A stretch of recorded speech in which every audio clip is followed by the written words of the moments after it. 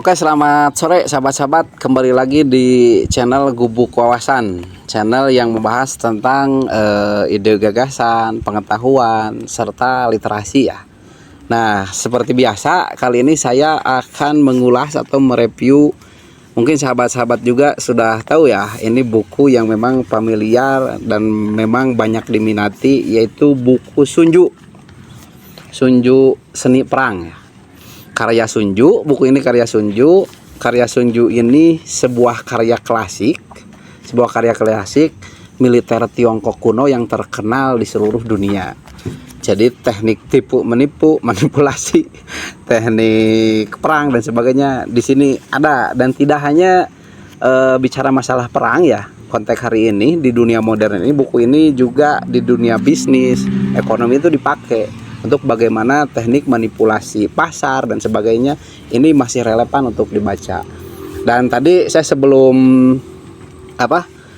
mulai video ini saya merenung sedikit. Ternyata buku ini kalau kita resapi secara mendalam itu sehari juga kita perlu ya. Tidak hanya untuk berdagang, tidak hanya untuk ngangkat senjata. Ternyata buku ini sehari juga menurut saya itu masih relevan ya sahabat-sahabat untuk dibaca, karena keseharian kita itu bagaimana kita diuji teknik mengambil keputusan melalui menghadapi tantangan, peluang dan sebagainya. Di buku ini lengkap ya.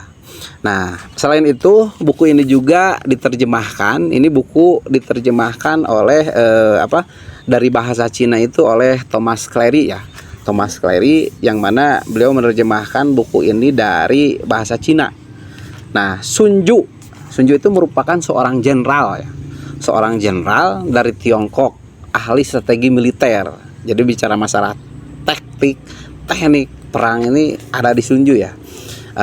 Strategi militer tadi dan filsuf yang hidup pada zaman musim semi dan musim gugur, saya mengatakannya, musim semi dan musim gugur pada masa Tiongkok kuno pada waktu itu.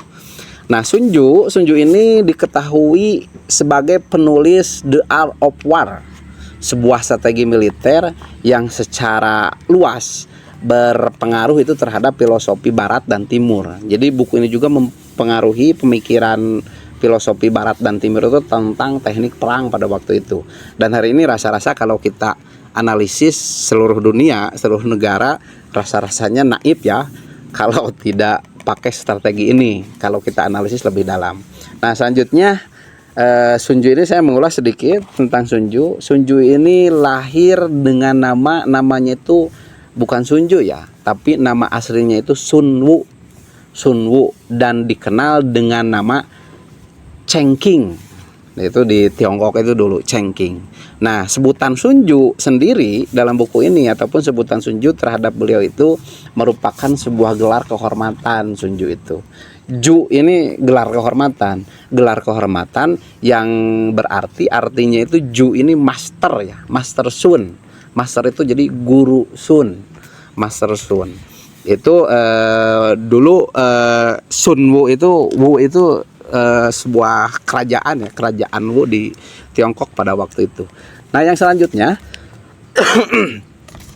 saya akan mulai bicara masalah gambaran umum di buku ini. Yang pertama saya melihat dari genre dan asal usul buku ini. Jadi ditulis lebih dari 2000 tahun lalu, sekitar tahun 400 ataupun 320 sebelum Masehi buku ini ditulis, ini strategi militer ini. Nah, buku ini adalah salah satu strategi militer tertua di dunia. Jadi militer, teknik perang dan sebagainya, ini buku tertua ya yang dijadikan referensi di dunia militer itu. Nah, yang kedua saya melihat dari buku ini dari sisi struktur. Struktur buku ini terdiri dari 13 bab yang masing-masing membahas aspek peperangan yang berbeda. Dari 13 bab ini aspek peperangan berbeda. Dari yang pertama perencanaan perang itu seperti apa, di dalam buku ini ada. Terus yang kedua hingga penggunaan mata-mata di dalam perperangan. Di dalam buku ini lengkap ya. Nah, yang ketiga saya melihat pembahasan buku ini dari sudut ataupun dari sisi tema utama. Jadi fokus utama buku ini adalah strategi militer. Strategi militer yang pertama, strategi psikologi, terus taktik menekankan pentingnya itu fleksibilitas komunikasi ya. Di dalam buku ini ada komunikasi juga, fleksibilitas komunikasi, terus kekuatan dan penempatan posisi. Nah, otomatis kan kalau perang ini, kalau musim hujan kita harus di mana, kalau misalkan musim semi ketika perang itu harus di mana. Nah, dalam buku ini ada. Nah, poin-poin penting yang saya lihat dalam buku ini selain tadi gambaran umum ya, tapi ada poin-poin pentingnya. Yang pertama, pentingnya perencanaan dalam buku ini. Jadi menjelaskan bahwa perencanaan strategi perang yang matang sangat penting untuk apa? Untuk membuat kemenangan itu, untuk meraih kemenangan ya, untuk meraih kemenangan dengan mempertajam 5 faktor ya, 5 faktor utama. Yang pertama di dalam buku ini harus melihat, menurut buku ini yang pertama ketika perang itu, tentang perencanaan perang, yang pertama harus melihat hukum moral. Yang kedua, ketika perang itu kita juga harus melihat cuaca. Nah, cuaca di sini lagi mendung, sahabat-sahabat. Nah, berarti kalau perang itu harus gimana? Nah, dalam buku ini ada. Terus yang ketiga, dataran. Jadi secara lokus geografis juga ketika perang itu harus diatur perencanaannya. Kalau dari gunung ke gunung kita harus gimana? Nah, di dalam buku ini ada. Terus yang keempat itu pemimpin pasukan. Nah, pemimpin pasukan itu harus benar-benar keren ya, benar-benar cerdas di dalam peperangan itu. Dan yang terakhir itu kedisiplinan pasukan. Nah, kedisiplinan pasukan juga itu harus diperhatikan. Jadi saya melihat kalau dulu ketika peperangan itu kan pemimpin itu harus mengecek pasukan, jangan sampai ada senjata-senjata yang memang malah merugikan, ataupun mental kedisiplinan pasukan juga itu harus disiapkan. Itu seni tentang perang ya, dalam perencanaan. Nah, yang kedua sahabat, selain perencanaan perang, kita yang pertama harus mengetahui diri sendiri. Jadi perang itu kuncinya harus mengetahui diri sendiri. Jangan sampai kita tidak sadar kita mau perang, kita siapa dan sebagainya, nanti kita salah tembak, salah sasaran, teman sendiri bisa dibunuh. Nah, rasa-rasanya kalau ada yang membunuh, mungkin sekarang bergeser ya dari peperangan ke percintaan itu. Biasanya tikung menikung ya antara sahabat itu, karena tidak tahu diri sendiri itu bisa jadi ya. Nah, mengetahui diri sendiri maksudnya apa? Yaitu salah satu kutipan kuncinya adalah itu, menurut Sun Tzu ini harus mengetahui diri sendiri itu yang pertama, jika kau mengenal musuh, menurut Sun Tzu ya, dan mengenal dirimu sendiri, kau tidak perlu gentar ya akan hasil dari 100 pertempuran. Jadi menurut Sun Tzu ini, jika kamu mengenal musuh dan dirimu sendiri, ulah gentar lah. Jangan gentar ketika menghadapi 100 kali ataupun 1000 kali pertempuran. Nah, yang ketiga saya melihat poin pentingnya itu, yang ketiga itu saya melihat menurut buku ini yang harus dihindari itu menghindari pertempuran langsung. Bisa dibayangkan nggak? Perang tidak melakukan pertempuran langsung menurut Sun Tzu. Nah, strategi utamanya itu kapan harus bertarung, kapan tidak. Itu Sun Tzu mengatur di dalam buku ini. Jadi kapan kita berperang, kapan kita jangan berperang. Ini di sini ada, yaitu menghindari yang kuat dan menyerang yang lemah. Nah, ini menurut Sun Tzu. Jadi kita itu kalau perang harus menghindari yang kuat dan menyerang yang lemah. Ini kan ada sedap ngerinya juga ya. Menyerang yang lemah, menghindari yang kuat, itu teknik perang itu. Dan menyerang yang lemah ya, serta mampu musuh itu dengan menampilkan jadi kita harus menampilkan kekuatan di saat kita lemah menurut buku ini, dan harus melihatkan kelemahan di saat kita kuat. Nah, itu kan bahasanya dalam sekali ya. Jadi kita itu harus pura-pura kuat kalau kita sedang lemah dalam peperangan itu. Dan kita juga harus pura-pura kuat ketika kita lemah, dan kita harus pura-pura lemah ketika kita kuat lah. Itu secara singkatnya di dalam buku ini ya.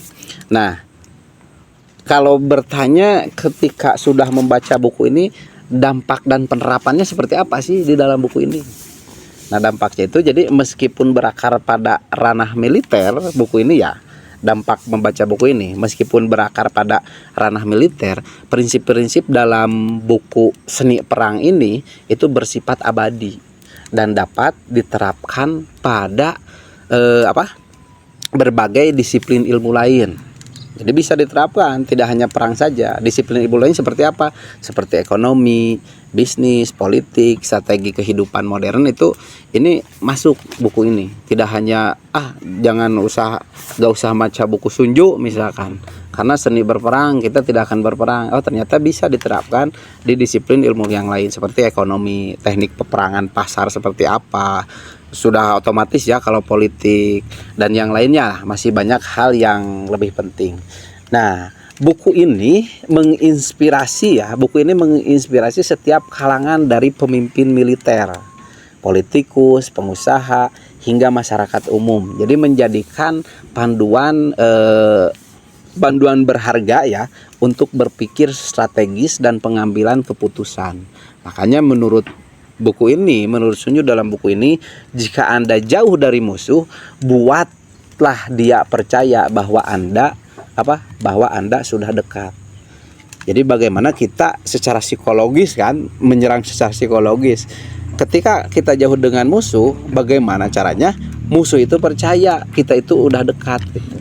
Terus pesannya dari buku ini, kenali dirimu, kenali musuhmu, 1000 pertempuran, 1000 kemenangan. Jadi kalau kita mengetahui diri kita, mengetahui musuh kita, ketika kita melakukan 1000 pertempuran pun pasti akan mendapatkan 1000 kemenangan.